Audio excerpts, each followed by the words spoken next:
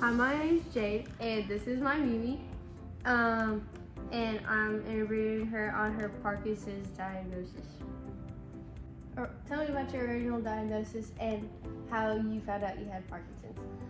My first symptoms were my hand would just tremor, and it's only this right hand. And I was going to a meeting for work, and I noticed it was getting a little worse. So I went to the doctor, and they asked me to if it was a resting tremor or a tremor when I'm moving. And I really didn't know the difference. So a resting tremor is when you have your hand still, and a moving tremor is, when you're moving and you're trying to do something, you can't make your hand be still. That would be called an essential tremor. But a resting tremor most of the time is Parkinson's.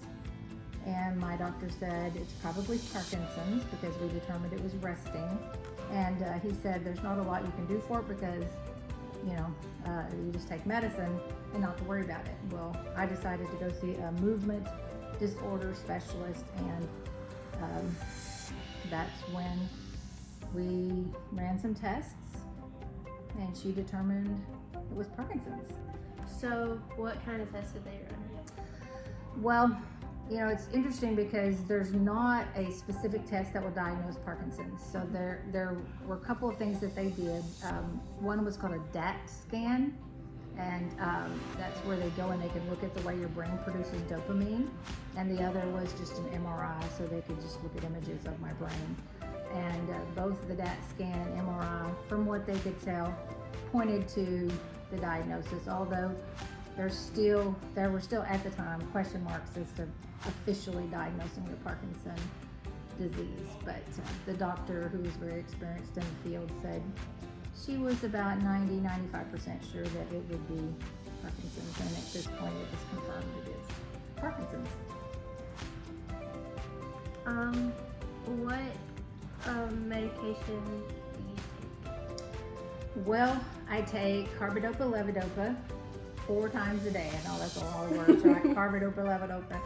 I take 2.5 tablets 4 times a day. Mm-hmm. And it's like the gold standard for Parkinson's disease, and it works pretty well. There's some other forms of it, but yeah. Treatment conditions, side effects. Okay, so what are the side effects? So the side effects are tremor, and my right hand, like I said, is the worst. And I have a little video that I'll put in here in just a minute to show you what happens when the medicine starts to wear off. The tremors come on, and you've seen them, and all you kids all go, Mimi, did you take your medicine? So it's my right hand will just start shaking, and sometimes it's my right foot as well. But okay, so it's about time to take my medicine. You can see if I'm moving my hand, it's still. But when I try to keep it still and use my mouse, just really it affects my ability to work. And in about an hour, it will stop doing this once the medicine kicks back in. But now watch it stop.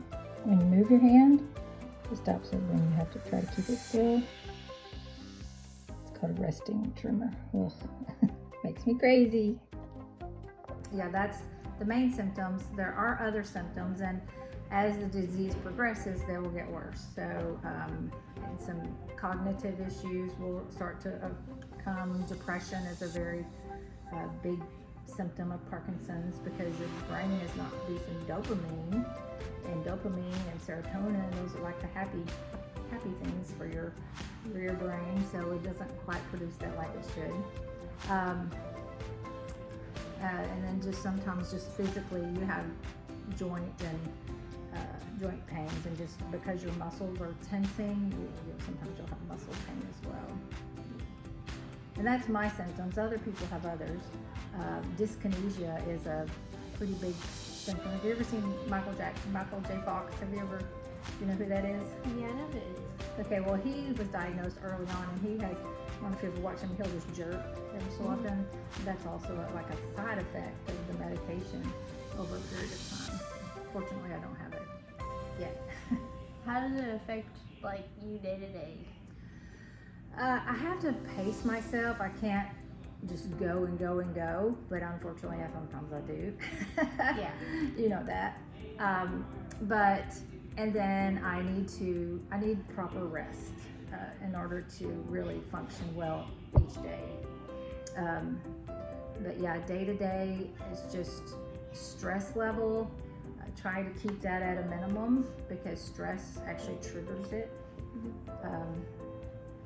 What age did Parkinson's affect you, and what's your current age? So I was diagnosed around 50 years old, officially, and I am currently 62, so it's about 12 years that I've had it. What personal factors led to the condition and any pre-existing conditions? So Parkinson's is not technically hereditary, at least it hasn't been 100% proven that it is. But I can tell you this, some people say there's a chemical reaction that sometimes is caused for Parkinson's as a result of, and that is pesticides. So we live out on a farm, and there are planes that fly over these fields next to our house and spray pesticides, and we've lived over here for more than 30 years, and I just can't help but wonder if that is not the cause or some of the reason why this Parkinson's has come into play, but it's very hard to prove. What stage in the condition are you in? I'm actually in between stage 1 and 2. There are 4 stages. 4, yes. And my neurologist says I'm doing really well, considering, and mine has been pretty slow in its progression. So in between stage 1 and 2 right now. Do other people have like faster progression, or is it just like as always that rate? A lot of times elderly people will be diagnosed later on in life, and it seems like theirs really progresses faster. The younger, at least in my experience, seem to have the symptoms, but they progress at a slower rate. Are there any cures or future cures in the works? I wish there were a cure, and I'm praying for a cure in my lifetime, but right now there is no cure for this disease. It's just a matter of managing it, managing the symptoms. There are some things that I can do that would help. One is it's deep brain stimulation, where they put a stimulator in your brain, and when the symptoms start to come on, then you can, the stimulator will automatically adjust to counteract the tremors. So down the road, that may be something I have to consider, but no, there's no cure at this time. What was your response to finding out that you had Parkinson's? I was very depressed. At first, I didn't want anyone to know, and so I just kept it to myself. I eventually called my husband later that day and told him what the doctor said, and then originally I told my initial family within a few days, and then I didn't tell anyone else for about a year. I just wanted to, I really kind of hoped it was wrong, and I was kind of hoping it would go away, but eventually I realized that I needed the support of other people, and about a year or so into it, I decided to be honest and let other people know, and it was amazing the people that just came out of the woodwork to love on me, support me, and encourage me. And at the time, there were no walks or ways to raise money for awareness to help, put funds toward a cure. And a friend of mine said, "Hey, if there's a walk, let me know and I'll go walk with you." Well, the only thing I could find was in New York. And so me and my family and a host of others loaded up, flew to New York, and walked in the Parkinson's walk down there and raised several $1,000s to fight the disease. So Yeah, isn't that kind of cool? So yeah, it's hard not to. It's hard to tell people, but once you finally do it, it really is refreshing to see how many people love you and support you, like you. How does it affect your mental health and your personal relationships? Well, Parkinson's, sometimes you kind of want to zone out, and so I have to be intentional about getting, not getting into that alone place. Mm-hmm. Yeah. So yeah, it can be a little depressing, and like I said, you just want quiet and just to be away because you don't want the tremors to come, and you think, let me just go into my little bubble, but that's just not how God designed us. So we have to fight it. I have to fight the disease like we do anything else in life. What can cause the Parkinson's to flare up? Stress causes it to flare up.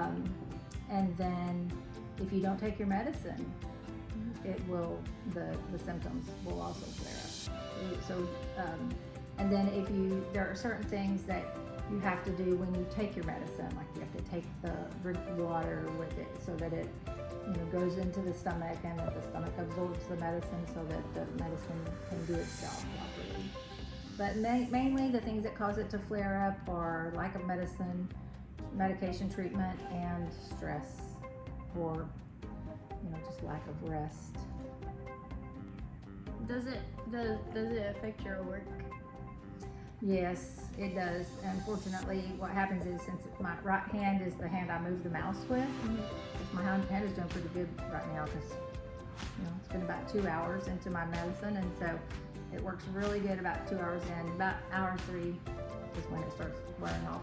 When I have to move my mouse, sometimes my hand is shaking so bad that I'm like, okay, mouse, come here, so yeah, that's the main reason it affects my work. And then cognitively, I have to just, try to stay as sharp as I can. It is a disorder of the central nervous system. So it is, yes, definitely a neurological disease. Maybe you have a little story you can share, like. Okay, I have to tell a story about when we went to New York. So because my hand tremors, and it doesn't look like I have other issues, my hand will just shake. And we went to Chinatown in New York, and that's where you can go buy sometimes brand name things that are not really brand name. And this lady came up to me and she said, "Do you want Michael Kors? Let me show you. And I said, okay. And she put the bracelet on my hand. Well, my hand was just shaking. And she grabbed my hand and she goes, "Oh no, it's okay. You don't have to be worried. It's okay."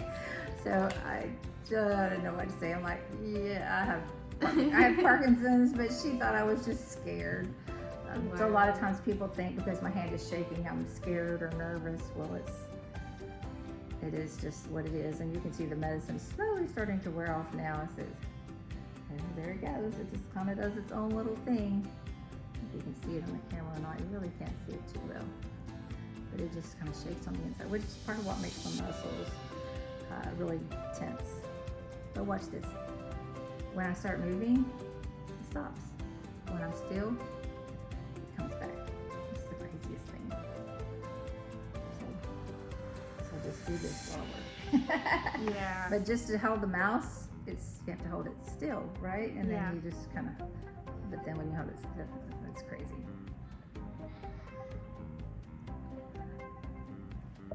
So I just interviewed my Mimi, and she means a lot to me, and because she's been there for me during a lot of hard times in my life, and I'm still probably gonna have more, and she's gonna be there for me, and she's really reliable, and I love her so much. So I'm glad she said yes to letting me interview her.